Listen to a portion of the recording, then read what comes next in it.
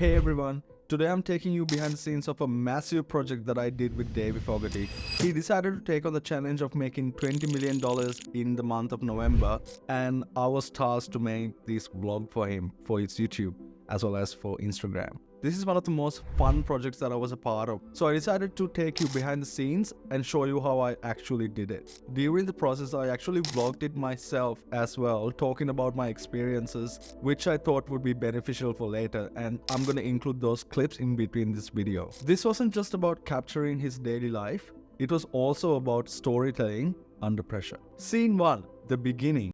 Davey actually works in a very different way. One day he sent me a text saying, I'm gonna do a daily vlog. And he asked me, have you seen Sam Sulek? And I had no idea who Sam Sulek was at that time. And I quickly YouTubed him and I saw this guy who was doing gym videos in his gym, vlogging the entire thing. He would just keep a camera in a corner and he would just work out. And people were giving him so much of views. He was racking up 200, 300, 400,000 views, which was amazing. And Davey being Davey, he thought that he wants to adopt this style into his YouTube and create a 30-day vlog of him making $20 million in the biggest month for e-commerce entrepreneurs, which is November. For people who don't know about Davey Fogarty, he is the owner of the Woody. He also owns Trend Rocket, Daily Mentor, all these crazy businesses. And he also was a shark in the recent Shark Tank Australia. So when he sent me this text, I got scared because I knew that Davey would want to start this project as soon as possible. I thought I would have at least 2 weeks to prepare, but Davey was like, do you want to do it tomorrow? I'm like, cool. And then I just packed up all my gear and I went to his place. So we just did not know what the hell we were gonna do, but we started filming. On the first day, he basically had this boxing trainer who was training him. So I started vlogging from there, and he had all these sales calls that he had on his daily schedule anyway. So we started filming every single thing. I came home and I started putting it together. And I actually figured, okay, maybe there's a storyline here. I started with him training in the morning, and we gave a small intro to what was gonna happen in this series.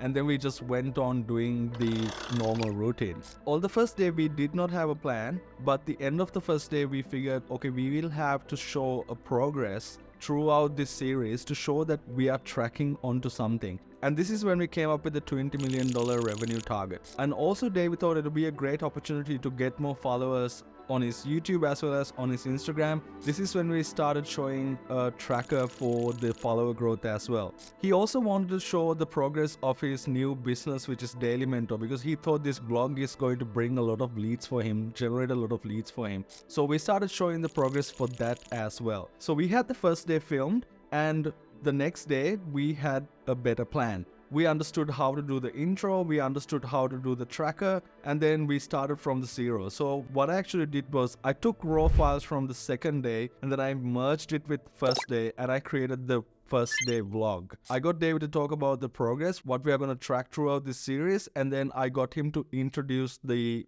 graphs. This is when we started showing these Shopify graphs as well as the follower graphs. And then on the second day, we filmed the first day graphs as well as the second day graphs. So from there, we had a format.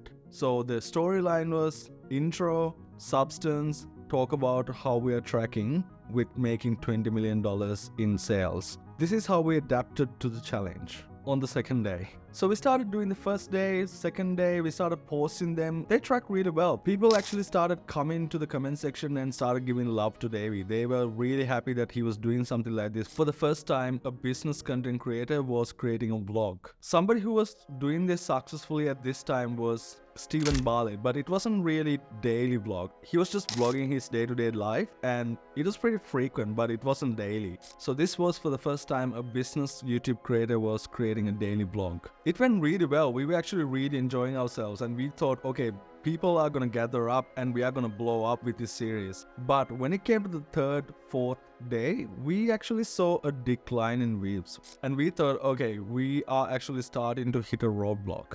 And this was because we were just showing his day-to-day life. We did not understand how to tell a story with this daily vlog.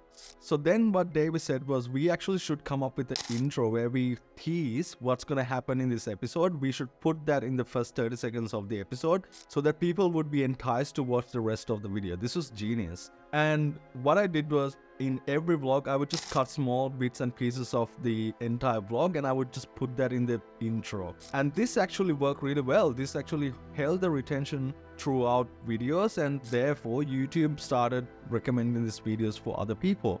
But then slowly, Davey did not have much stories to tell because his life is pretty much just being in meetings the whole day.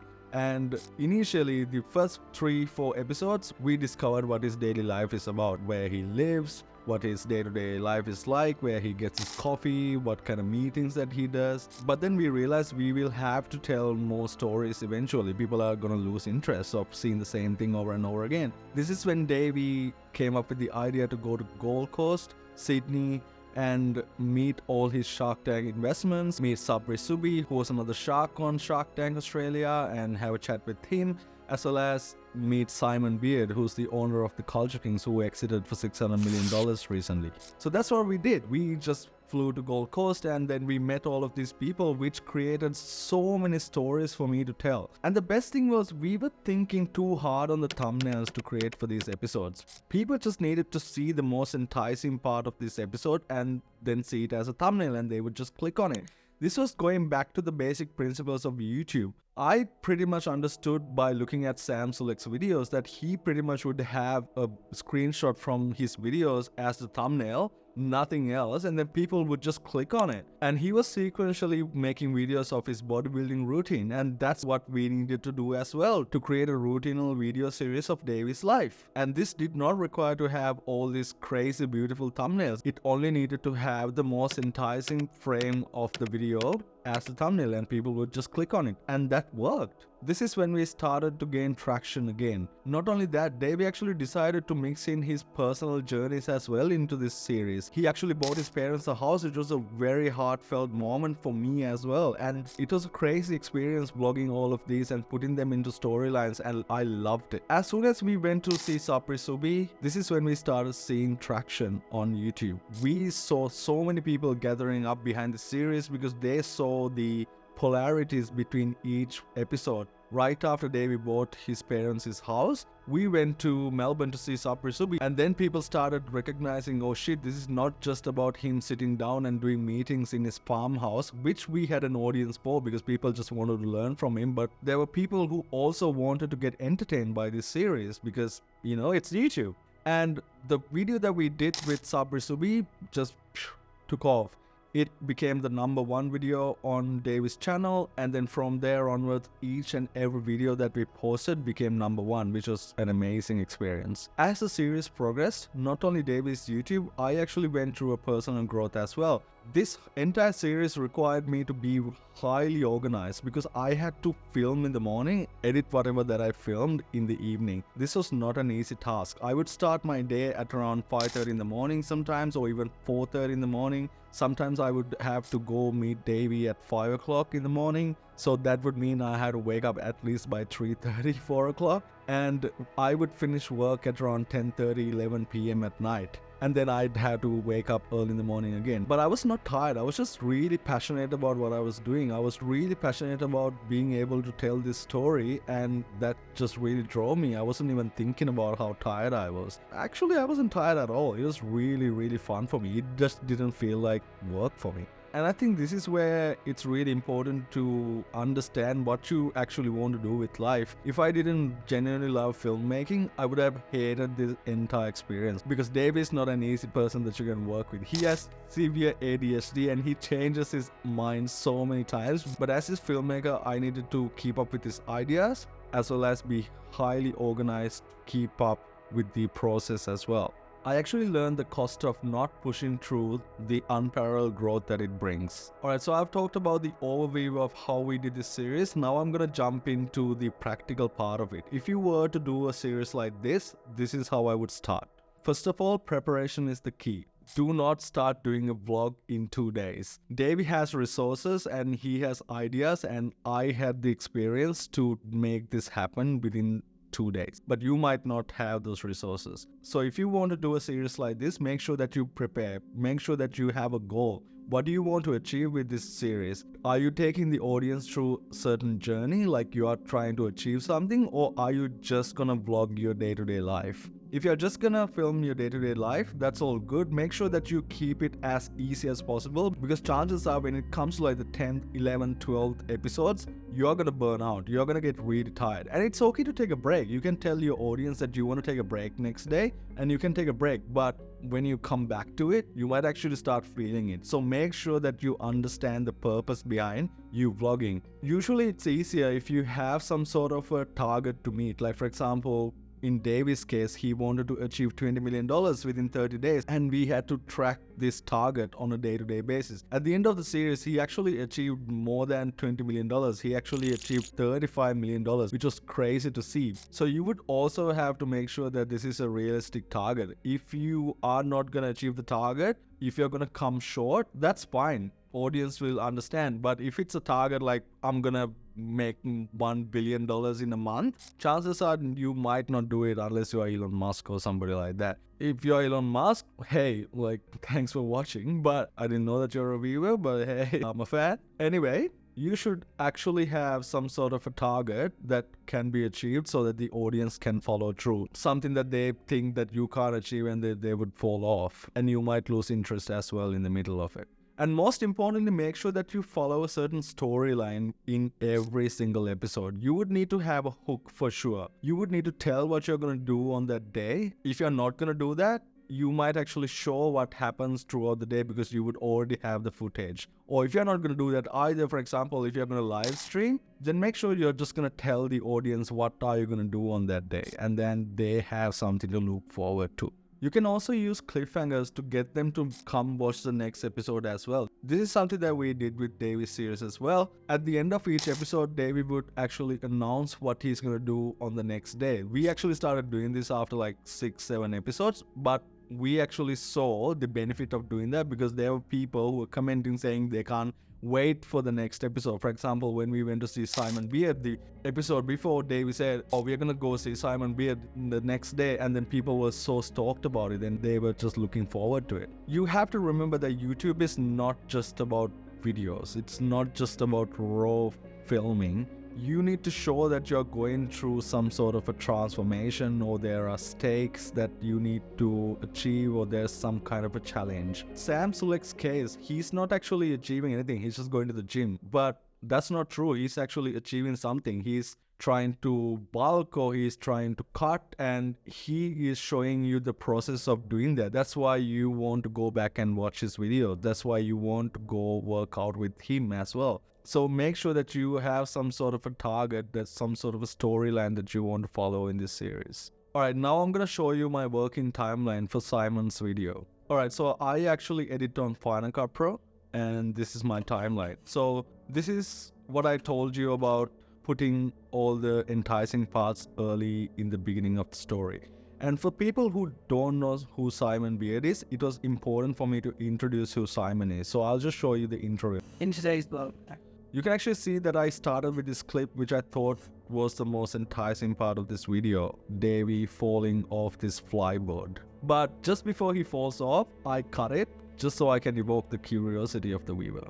And another thing that I wanted to point out was the use of captions. It's very important that you introduce captions early in the video, just because you want people to start reading something. When they start reading something, that actually grabs their attention even harder. And the visuals are really enticing, that will grab their attention as well. But if you notice Mr. Beast's videos, he always try to put some text in his intros, just because reading something hooks the viewer in. And we actually did not have this intro when we filmed this episode. I actually called Davey and I told him, Davey, can you send me an intro like this introducing Simon Beard so I can put that at the start of the video? And then he just recorded that on iPhone. I put it on Adobe Enhance and I corrected it and I threw it in here. In today's vlog, I met up with my friend Simon Beard, the owner of Culture King. And I tried to choose clips that are really, really enticing. For example, this is Snoop Dogg at Culture Kings. These are kind of clips that you don't want to look away from. You know, you already know Snoop Dogg. Oh, why is he at this business, or how does he know Snoop Dogg? These are the questions that I want the viewers to start thinking about when they're watching the intro of this video. $1 million exit. He invited me to tour his mega mansion in Gold Coast, which is probably one of the most expensive homes in. And you can see how I used this clip, like all these clips were really short, and I used this clip, which is Davey going inside this secret chamber, and I wanted people to think, oh, what the hell is this? And you should watch the video to understand what that is. Expensive homes in the city. Oh my god. Watch And look how I actually mixed in a part of the voice clips from the episode itself of Davey saying, oh my god, at the intro, just so that creates this dynamic between the intro as well as what's gonna come up in this episode later. Watch to the end to learn his advice for young entrepreneurs and learn his story. And this is something I actually learned from Helios Smith, and he does this really well. It's choosing an action on a clip and mixing that with some sort of a sound effect which ends the scene. And learn his story. Yeah, I don't know what you call it, but I really like that effect. And it just goes to black from there, and then I start introducing the premise. And then we had so much of other clips filmed before that. Davey actually gave an intro about Simon on the way in the car, but I actually cut all of that off because as an editor, you need to understand there's a editor's dilemma, what to cut dilemma. And if you don't cut all the fluff that you think is there, that's gonna make the video too boring and you're gonna lose retention. So I just straight up jumped into the part where Davey goes and rings the bell. Anyway, this is how I edited one of the videos, and this video is actually, I will show you, this video actually is currently trending on YouTube. Yeah, it is pretty cool to see this kind of growth for a vlog, and I reckon this video might hit 1 million views soon. And YouTube actually recently allowed David's channel to test 3 thumbnails at once, and we are currently replenishing all the thumbnails that we created previously for this series, and then we keep on testing them to push the series to a larger audience. Anyway,